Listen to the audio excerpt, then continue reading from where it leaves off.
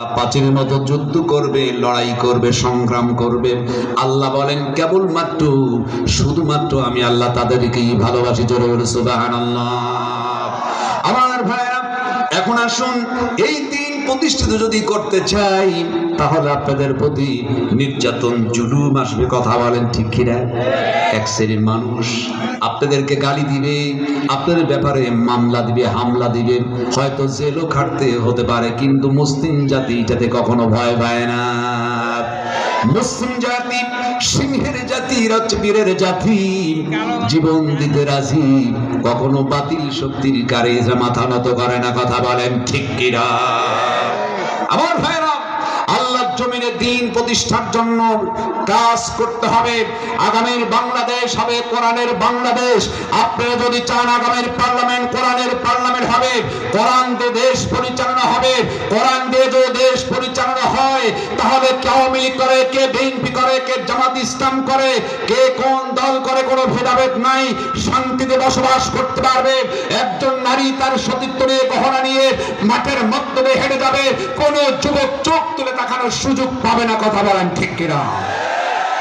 এই জন্য আমার ভাইয়েরা, আল্লাহর জমিনে দিন প্রতিষ্ঠা করার জন্য কে কে আছেন? যদি আবার ইসলামের ডাক এসে যায়, প্রয়োজন হলে রক্ত দিয়ে হলেও আল্লাহর জমিনে দিন প্রতিষ্ঠিত করব, কে কে আছেন? যদি হাত তুলে আল্লাহরে দেখা।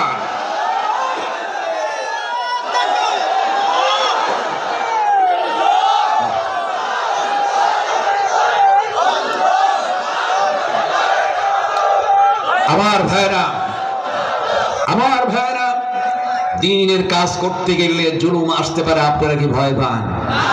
জবাব দেন, আপনারা কি ভয় পান? ভয়ের কোনো কারণ নাই। কারণ যুগে যুগে যত নবী এবং রাসূল আলাইহিস সালাম গণ এসেছেন, প্রত্যেকটি নবী এবং রাসূল আলাইহিস সালাম গণকেই তারা প্রথমে দিয়েছেন গালি, এরপরে গায়ে উঠিয়েছেন হাত। কথা বলেন ঠিক কিনা? আমার নবী এই পৃথিবীতে এসেছেন এই রবিউল আউয়াল মাসের আজকের এই সিরাত মাহফিলে। যেদিন তিনি পৃথিবীতে আসলেন, তার আপন চাচা আবু লাহাব খুশি হয়ে বাড়ির দাসীকে তিনি মুক্ত করলেন, তাকে ভালোবাসলেন। সেই নবী যখন আবার পাহাড়ের পাদদেশে এসে পড়লেন, কুলু লা ইলাহা ইল্লাল্লাহ, তোমরা পড়ো আল্লাহ ছাড়া কোনো উপাস্য নাই, কোনো দাসত্ব কেউ নাই, আইন দাতা, রিজিক দাতা, বিধান দাতা কেউ নাই, জমিন যার আইন চলবে তার। যখনই বলেছেন জমিন যার আইন চলবে তার, তখনই কিন্তু আবু লাহাব বলেছে তাব্বালাকা ইয়া মুহাম্মদ, এই জন্য কি ডেকেছ? তখনই তিনি ক্ষিপ্ত হয়েছেন, প্রথমে দিল গালু। আমার নবীকে বললেন তিনি জাদুকর, তিনি হচ্ছেন জিনে ধরা, তিনি একজন, বিভিন্ন ধরনের গাল মন্দ তাকে করা হয়েছিল। সর্বশেষে আমার রাসূলকে তারা মারধর করেছে, উহুদের মাঠে দন্দার মোবারক শহীদ করেছিল, তায়েফের ময়দানে রক্ত পর্যন্ত ঝরিয়েছিলেন। কথা বলেন ঠিক কিনা? আমার ভাইরা, সমস্ত নবী এবং রাসূল আলাইহিস সালাতু ওয়াস সালামের যুগে এই ধরনের তারা প্রথমে দিয়েছেন গালি। গালি যখন দিলেন, এরপর তারা গায়ে পর্যন্ত হাত উঠালেন। হযরত মূসা আলাইহিস সালাম যখন দ্বীনের দাওয়াত দিলেন, ফেরাউন মূসাকে নিষিদ্ধ করলো। এরপর গালি দিয়ে বলল, ফাআলতা ফাআলাতাকা আল্লাতী ফাআলতা ওয়া আনতা মিনাল কাফিরিন। জোরে বলুন আল্লাহু আকবার। ফেরাউন বলল, তুমি যা করার তা তো করেই ফেলেছ, তুমি একজন অকৃতজ্ঞ বলে তাকে গালি দিল, তুমি একজন অকৃতজ্ঞ। আবার ভাইয়েরা, তাকে যখন গালি দিলেন, হযরত মূসা আলাইহিস সালাম তাদের গালি শোনার পর দিন থেকে কখনো তিনি পিছে যান নাই, দ্বীনের কাজ করতেছেন। কাফের মুশরিকেরা, ফেরাউন তিনি ক্ষিপ্ত হয়ে আবার নতুন একটা গালি যোগ করলো। ডাকতে বললাম, আনা খায়রুম মিন হাযাল্লাযী হুয়া মাহিনু ওয়া লা ইয়াকাদু ইউবিন।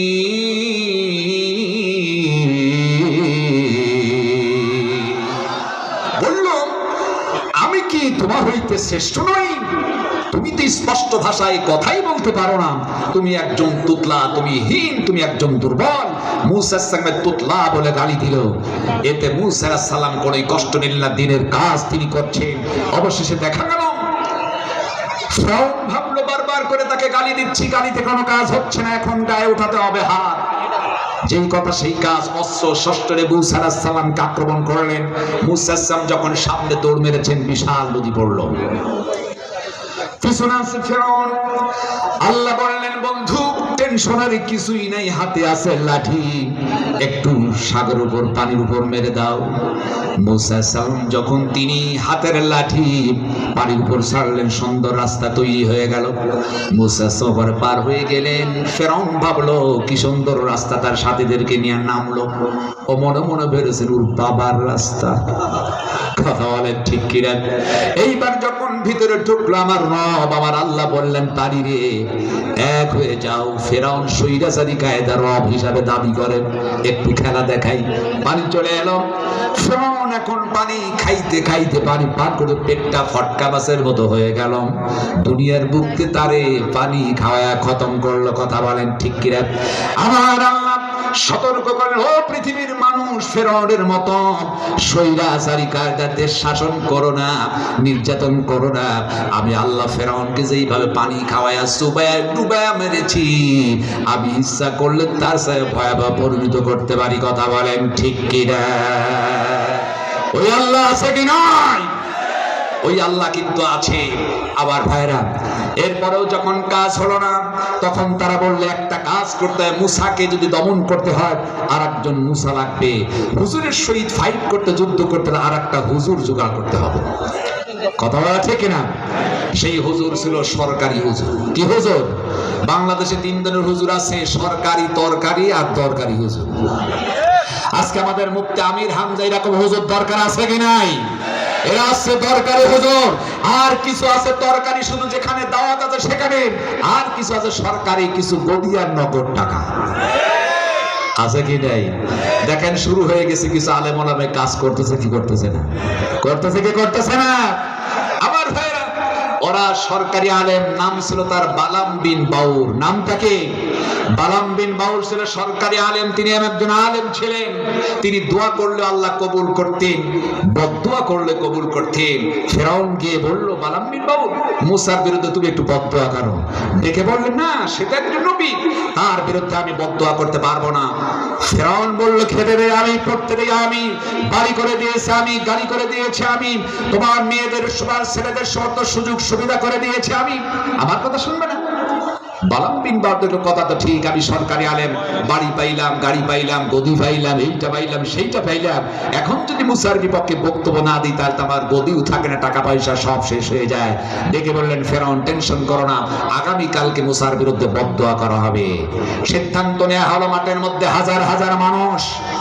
এখন সরকারি আলেম বালাম বিন বাউর তিনি দাঁড়ায়া দুটি হাত তুলে বলতেন, ইয়া রব হাল্লিক মুসা। যখনই বলছি ইয়া রব হাল্লিক মুসা, সঙ্গে সঙ্গে আমার রব বালাম বিন বাউরের জোবাটা টান দিয়ে তার বুকের সাথে লটকায় দিল। জোরে বলে আল্লাহু আকবার। আমার আল্লাহ জানিয়ে দিলেন, শুনে রাখো, সরকার আলেম বালাম বিন বাউর যেমন ফেরাউনের পক্ষে কাজ করতে যে একজন নবীর বিপক্ষে বদদোয়া করতে গিয়েছিল, তার জবান বন্ধ হয়ে গেল, জোবাটা বুকের সাথে লটকিয়ে দেওয়া হলো। খবরদার আলেমরা, তোমরা জাহেল বাতিল শিস্তার বিপক্ষে পাল্লা দিও না। আমি আল্লাহ ইচ্ছা করলে পাগল বানায়া বাংলাদেশে তোমাদের ঘোরাতে পারি। কথা বলেন ঠিক কিনা? ওই আল্লাহ আছে কি নয়? আমার আল্লাহ আছে।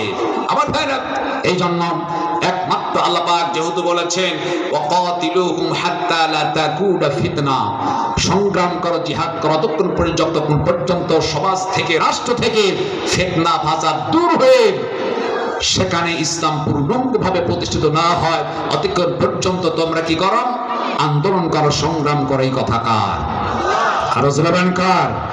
আমার ভাইয়ের, আমি আপনাদেরকে বলতে চাই, বিগত থেকে সরকার 16টি বছর আমাদের মাথায় চেপেছিল।